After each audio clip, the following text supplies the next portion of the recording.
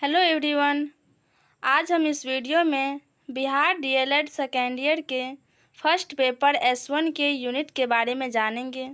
तो चलिए शुरू करते हैं। S1 का नाम है समकालीन भारतीय समाज में शिक्षा।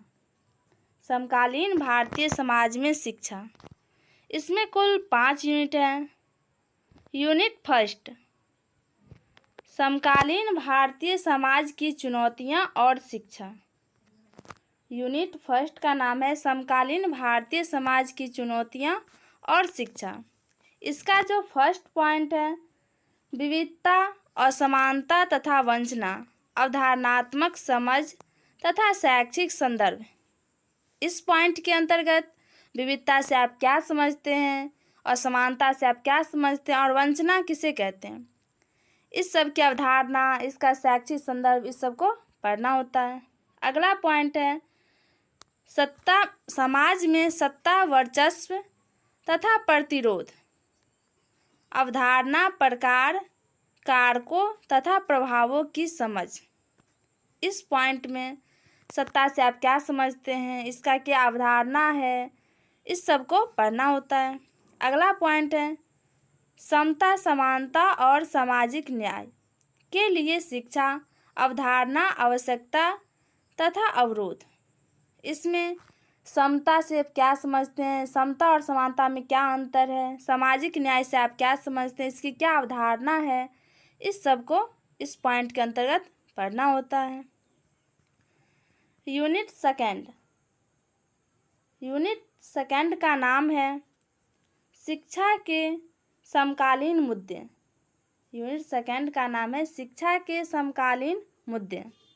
इसका जो फर्स्ट पॉइंट है आधुनिकीकरण, वैश्वीकरण, सामाजिक परिवर्तन तथा शिक्षा।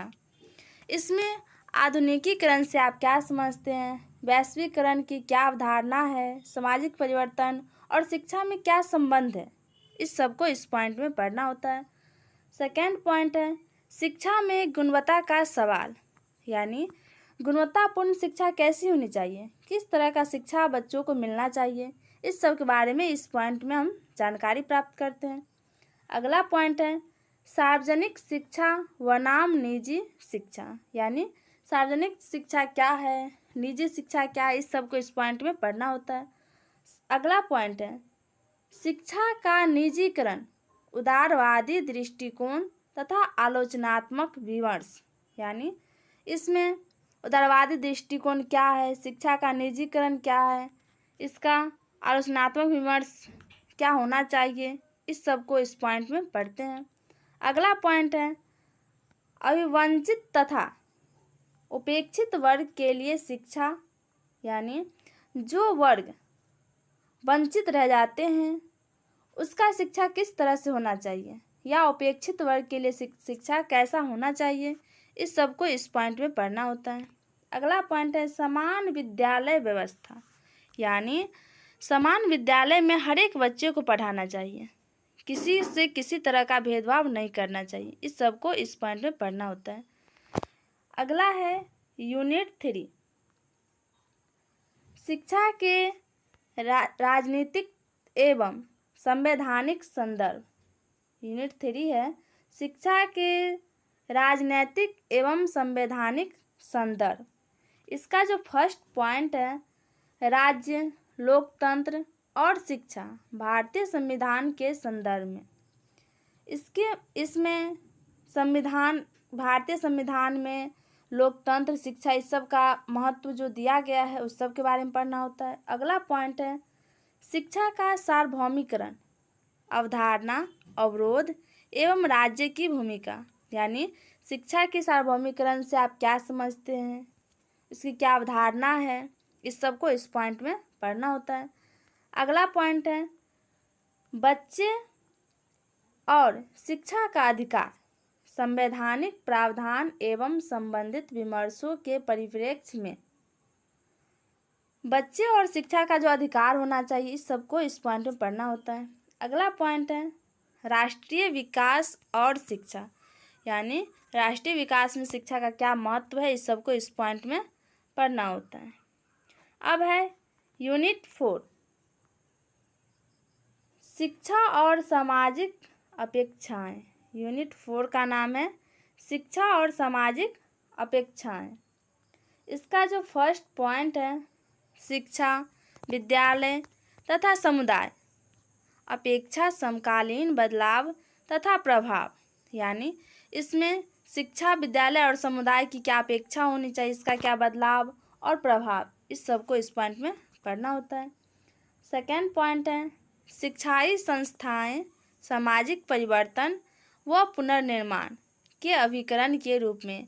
यानी शिक्षा का जो संस्था है उसमें सामाजिक परिवर्तन और पुनर्निर्माण का क्या अभिकरण होना चाहिए, किस रूप में होना चाहिए, इस सब को इस पॉइंट में पढ़ना होता है। अगला पॉइंट है आर्थिक सुधारों का शिक्षा पर प्रभाव। यानी आर्थिक सुधार का शिक्षा पर क्या प्रभाव पड़ता है, इस सब को इस पॉइंट में पढ़ना होता है। अगला पॉइंट है शिक्षा और माध्यम भाषा। यानी शिक्षा और उसका किस भाषा में, कौन से माध्यम में पढ़ाना है, इस सब को इसमें पढ़ना होता है। अगला पॉइंट है समाज में नवाचार और विकास के लिए शिक्षा। यानी समाज में विकास के लिए शिक्षा किस तरह का दिया जाना चाहिए, इस सब को इस पॉइंट में पढ़ना होता है। अब है यूनिट 5। यूनिट 5 का नाम है विद्यालय और शिक्षा की नीतियाँ, शिक्षा की समकालीन समझ के संदर्भ में। इसका जो फर्स्ट पॉइंट है विद्यालयी शिक्षा का विकास, ऐतिहासिक एवं समकालीन नीतिगत परिप्रेक्ष्य। यानी विद्यालयी शिक्षा का जो विकास है उसका ऐतिहासिक और समकालीन नीतिगत परिप्रेक्ष्य कैसी होना चाहिए। सेकेंड पॉइंट है विद्यालयों के नाम, व्यवस्था तथा भवन संरचनाओं के नीतिगत संदर्भ। यानी विद्यालय का नाम, उसमें क्या व्यवस्था होना चाहिए, भवन किस संरचना, भवन का कैसा होना चाहिए, इस सब को इसमें पढ़ना होता है। अगला पॉइंट है शिक्षक और शिक्षा नीतियाँ। यानी शिक्षक और शिक्षक की शिक्षा नीतियाँ कैसी होनी चाहिए, इस सब को इस पॉइंट में पढ़ना होता है। अगला पॉइंट है विद्यालयी पाठ्यचर्या और मूल्यांकन प्रक्रिया पर नीतियों का प्रभाव। यानी विद्यालयी पाठ्यचर्या और मूल्यांकन की प्रक्रिया पर नीति का क्या प्रभाव पड़ता है, इस सब को इस पॉइंट में पढ़ना होता है।